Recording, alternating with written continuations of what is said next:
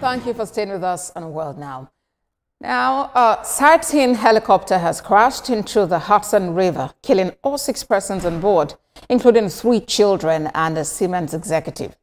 The Bell 206 helicopter took off from a Manhattan heliport on a routine tour, circling the Statue of Liberty and headed up the Hudson River.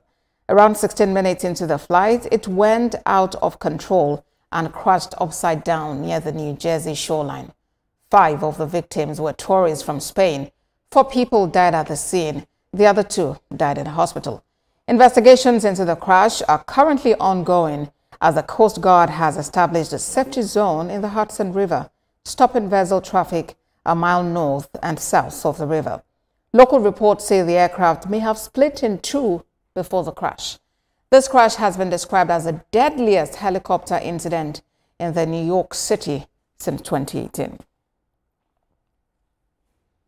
Officials in the Dominican Republic are racing to identify victims after the roof of the Jet Set nightclub in Santo Domingo collapsed on Tuesday night, killing 221 people and injuring hundreds others. Crowds have gathered outside the city morgue for days. Officials are using physical descriptions to help desperate families identify the dead, as families clutch photos of their missing loved ones. Among the dead is former MLB pitcher Octavio Dutel, who was attending the concert in his hometown. Also killed was Ruby Perez, the legendary merengue singer who was performing when the collapse occurred. Thousands attended a public tribute on Thursday at the Eduardo Brito National Theatre to honor his legacy. Now we'll move over to the Middle East, where Prince Harry has made a surprise visit to Ukraine, visited the Superhuman Center in Lviv, a clinic that provides free prosthetic surgeries and psychological care to wounded soldiers and civilians.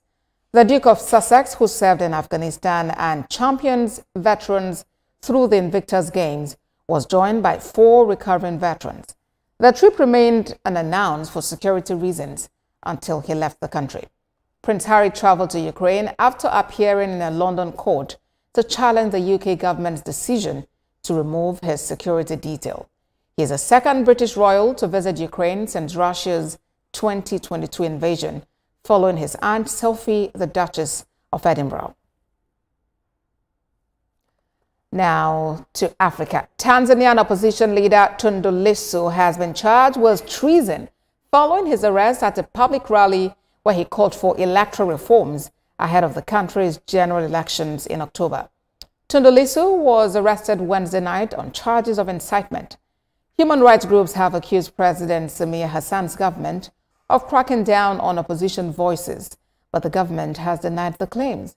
Recall that the opposition leader previously survived an assassination attempt in 2017 after being shot 16 times.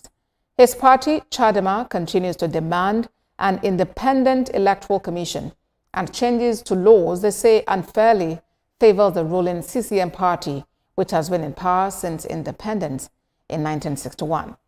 Tanzania is scheduled to hold presidential and parliamentary elections in October.